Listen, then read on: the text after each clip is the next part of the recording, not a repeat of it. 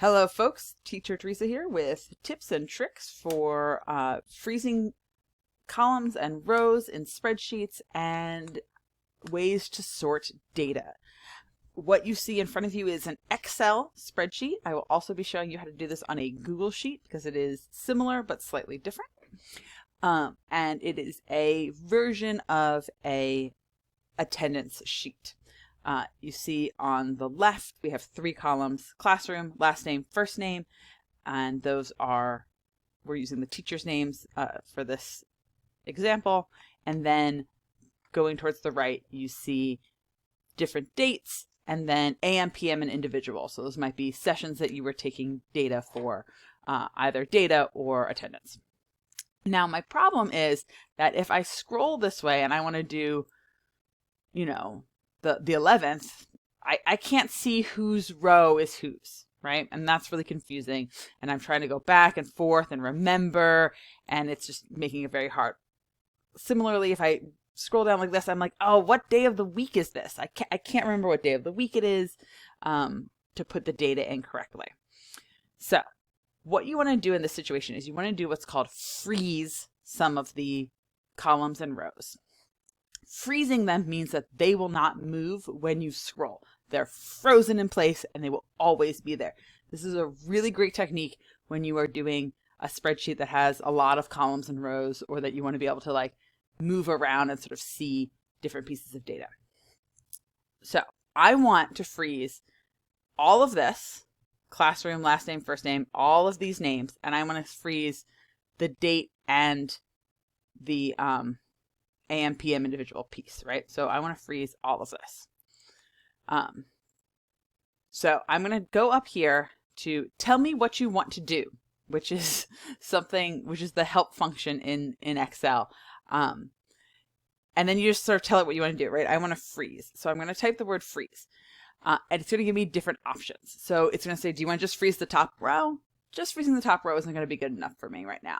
Freeze the first column? Still not going to quite be good enough for me. I need to do what's called freeze panes, which means I need to freeze like a whole selection.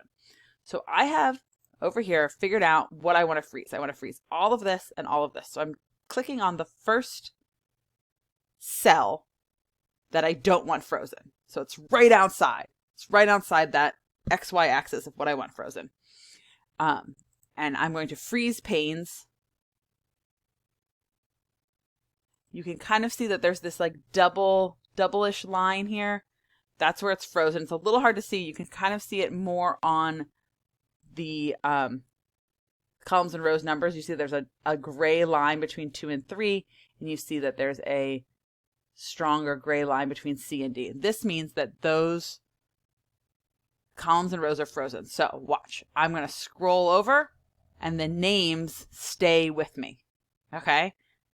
Super convenient. Now I've got all the way to the end of the week and I can still see the names, or even, I can see the 9th on here, but to scroll over so the names are right next to it when I'm putting in the data, that just makes it a little bit easier. Also, if I go down, the date and the information stays even as I scroll down. Hugely important. Really makes things easier for you when you're putting in data. Okay. Now that I have these columns and rows frozen, I will explain why it says Courtney and Paige and Caroline and Chris in these different rows. So as you see, this is Courtney's row, this is Paige's row, this is Caroline's row, this is Chris's row. I just want you to know that those are their rows. That's their data, right? The data that I have collected about Chris is in this row, about Caroline, about Paige, about Courtney. Now, I have these organized right now in order of like classroom number. But what if I want them organized by alphabetical by last name? So if I want it alphabetical by last name, I'm going to click on last name, and I'm going to go up to data, and I'm going to say sort ascending. Okay, so that means alphabetical order starting with A and going to Z. I'm going to click that, and when I do that, it shifts the names so they're in alphabetical order. But look, if you look across, Courtney's row is still Courtney's row, Caroline's row is still Caroline's row, Paige's row is still Paige's row, and Chris's row is still Chris's row. It did not it took the data with the name. So the row across stayed the same even as I sorted the information. I kept my data that I want for each individual person. Similarly, if I go over to Classroom, I can sort by first name. I mean, I can sort by first name. And again, Caroline is still Caroline, Courtney is still Courtney. Their data has stayed in the correct location. I can then sort by classroom and put them in order by classroom, and their data stays the same. So this is an easy way for me to sort the data by different kind of qualities. In this case, I have classroom, last name, first name. On the larger attendance sheet, we also have school district. So if I want to sort it by school district, I can put the school districts in alphabetical order, and then I can see all of the students from one particular school district. You know, depending on what kind of information you want to put there. If you were sorting by, if you were taking data on certain goals and you had goal information in those columns, you'd be able to sort by the number of times you worked on a specific goal or something like that. So that's how you freeze panes and alphabetize in Excel. Now we're going to look at a Google Sheet. Google Sheets are very similar. Some people like using Google Sheets better. We're going to do very similar things in the Google Sheet. So we have the same information in the Google Sheet: classroom, last name, first name, the dates, and the different kinds of sessions that we might have. I, again, want to freeze some of these panes. So in Google Sheets, it's under View, and it says Freeze. It will give you options like no rows. Now nothing is frozen. Freeze one row, freeze two rows, freeze up to current row. So that has to do with where my cursor is. So if it's down here and I go to View, it will say freeze up to current row number 6. So very similar to the way that I did the other one where I put it where I wanted it. It will freeze those. Now in Excel, you put it right outside what you want frozen. So like this is where I would put it for Excel. And then in Google, if I want it to freeze up to that row, I would put it here. But here's the great thing about doing it in Google. I'm going to put my cursor here.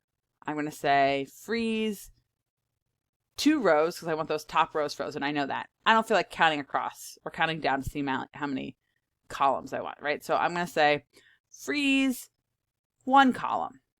Now I've realized that I've only frozen the classroom information. I haven't frozen the names. Oops. But here's the cool thing about Google Sheets. Look as I scroll over this gray line, this thick gray line. I get a little hand. I can grab that little hand, or I can grab that line with my hand, and I can pull it over.